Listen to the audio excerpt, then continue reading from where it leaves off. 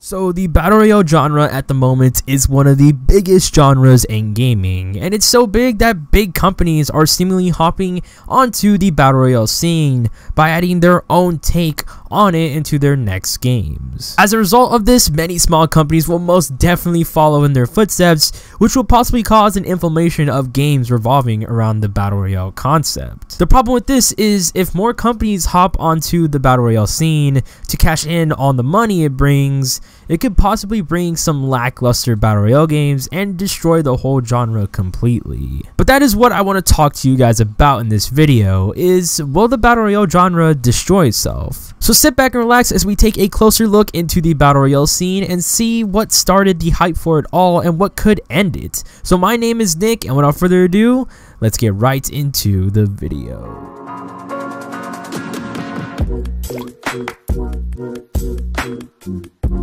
Now, from what I remember, if I'm correct, the Battle Royale scene didn't start booming until we saw the game that everyone now thinks is a quote-unquote dead game, and that's H1Z1. H1Z1 was released on Steam in early access in January of 2015 by a company called Daybreak. It soon was officially released in February of 2018 with no longer being in early access. This game was originally planned to be a survival horror game, something like Ark with zombies, since that was a big thing at the time. They kept the idea but also added a Battle Royale mode with the zombies in it, which soon became their most popular mode. The mode got huge off of Twitch, making this game the #1 watched Twitch game in 2015 to 2017. But soon the game split into two, with the survival version being called H1Z1 Just Survive and the Battle Royale version being called H1Z1 King of the Kill. And what's pretty controversial is if you wanted both of the copies, you had to pay for both of them. But back then you were able to pay like 20-30 bucks to get both. But now you have to spend like 50 or 40 bucks to get both of them if you want both of them. But what's different about this game's take on Battle Royale is it gives you the ability to scavenge materials to craft armor, meds, and other items. It was still your normal drop in and loot Battle Royale mode, just with a twist of a crafting system. That's not what got people hooked on this game. What got people hooked on this game was its customization options and its microtransactions. You can look like a Mad Max biker or have a pig head or anything you want just by buying crates and buying their keys to open them. The customizations varied into the backpacks, the armor pieces, the helmets, even the guns, and that was huge at the time for CSGO's skin system, and all that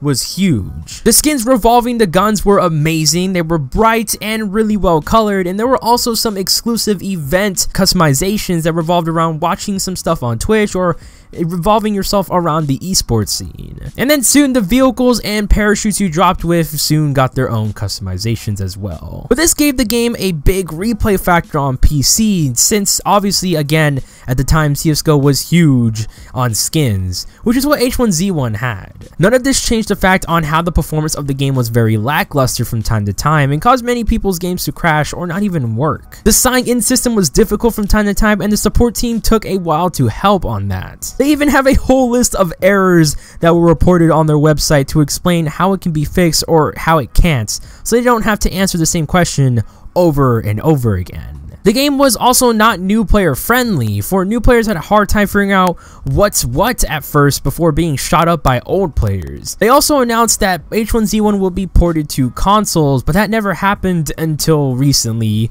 with the release of H1Z1 on PS4 in late May of 2018. They have fixed some of these problems, but not all of it, which resulted in a game called PlayerUnknown's Battlegrounds to rise up from the horizon and give everyone the H1Z1 they wanted. PUBG was released in Steam in early access on March 2017 by PUBG Corp, and soon fully released no longer in early access on December 2017. This game became widely popular via Twitch and YouTube in 2017 and was known for being the more better performing quote-unquote H1Z1. This game has the same Battle Royale aspect but puts it down into a more simpler way, which made this game friendly towards new and old players, not like H1Z1. The customization and the microtransactions weren't so exciting at first, but the developers are planning on implementing weapon skins to expand the customizations. The performance of the game is a little bit better, but there are still some stutters and lag, not making it any more better than how H1Z1's performance was, but making it a tiny bit more, I guess, playable. PUBG Corp soon announced that this game will fade into consoles, into which the exclusive PUBG Xbox experience was born in December 2017. The Xbox version of PUBG became super controversial with a third-party developing team porting the game, which resulted in horrible graphics and terrible performance issues. These issues today are still currently trying to be fixed, but what most people don't understand is a mobile version of PUBG was released, which performs and looks way better than the Xbox version of PUBG. Like, how does that happen? The replay factor of this game wasn't so great for most people, since content updates took a while to come, caused people to get a little bit bored, into which a game called Fortnite started to fill in those boredom gaps and soon became the now most widely known Battle Royale game to date. Fortnite was released in July 2017 for PC, Xbox, and PS4 by Epic Games, with both its Save the World version and Battle Royale version. The Save the World is basically a simple campaign, but the Battle Royale factor is what made this game popular. First off, it boomed on Twitch, YouTube, Twitter, and any other social media sites, which caused this game to spread widely across the world, with everyone and their grandmother hearing about this game and playing it. The Battle Royale mode is still your normal Battle Royale game, but it's different by being a cartoony, fun, and simple Battle Royale game with adding a crafting ability, not like H1Z1's, but a crafting ability in a way of building defense fortresses or forts, hence the fort in Fortnite. The customizations in the microtransactions are amazing for most people, since they're simple and they're not game breaking at all. But currently they don't have no weapon skins, but hopefully, let's cross our fingers that they add that. The big factor though that made this game widely played is how the Battle Royale mode is free to play. The free to play factor gave a lot of people the opportunity to play the game without needing to spend money on the game, which resulted in friends playing with friends and so on and so forth to increase the word of this game. The game is continuing to get updates, and what Epic Game does best is they release information on the next update the day before it comes out to have people hyped before any new content comes in, and give people the satisfaction of not having to wait so long, which is what H1Z1 and PUBG are still struggling at. But as Fortnite, H1Z1, and PUBG age, what will be the next big Battle Royale game? Or most importantly, what will be the next trendy genre of games? Fortnite, H1Z1, and PUBG are the top 3 dogs in Battle Royale, and I feel like these 3 games is what spiked up the big Battle Royale scene to being one of the most popular scenes at the moment for gaming. But with a ton of new Battle Royale games releasing soon, and some that are currently released, will the excessive amount of Battle Royale games kill the genre? A big example of this is the zombies genre of games. In the late 2000s and early 2010s, zombie games were huge due to games like COD, Left 4 Dead, Dead Rising, and a ton of other games that tried hopping onto the zombie trend by making a full game around that genre or putting in a mode revolving around that genre. It got so excessive that zombie games at the moment are now mediocre, since everyone has played or experienced the zombie genre some way somehow, and have at least more than 2 games that revolve around zombies or have a zombies mode in it. This resulted in recent games still taking interest into the zombie scene, but not making so much money, or have a decline in players due to the boredom and the repeat factor that these games have done, because you can't do much with zombies, honestly. The same goes to Battle Royale. You can't do much with Battle Royale. So soon, could we see the genre just ultimately kill itself like what the zombies genre did? I've seen countless genres explode, but not as insane as the zombie genre, first-person shooter genre, and the Battle Royale genre. I believe if we get an excessive amount of companies hopping into the Battle Royale scene without adding their own idea towards it or look, then we could see a decline of interest into Battle Royale games. If you don't believe me, again, look at past gaming genres and how they lost some of their population and popularity due to the excessive amounts of them. And tell yourself, do you still play the zombie genres or the zombie modes in your games?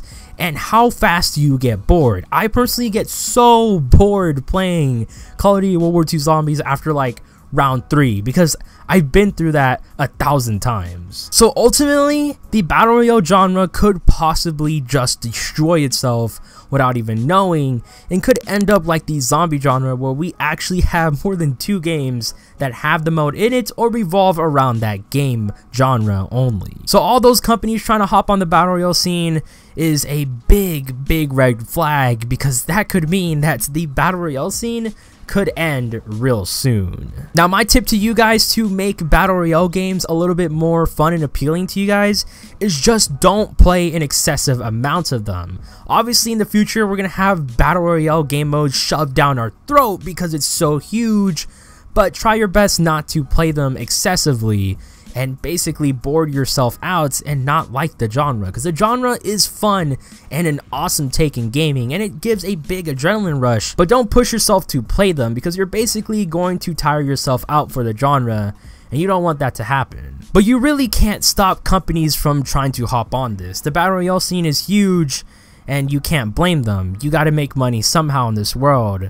So sadly, we all gotta accept that this death of the battle royale scene could happen, and Fortnite is basically the new Minecraft. It's just exploding and everybody from all ages are playing it, and soon we could see it die like what happened to Minecraft and the zombies genre due to an excessive amount of companies trying to copy it, which could overflow the genre and could cause the death of battle royale games.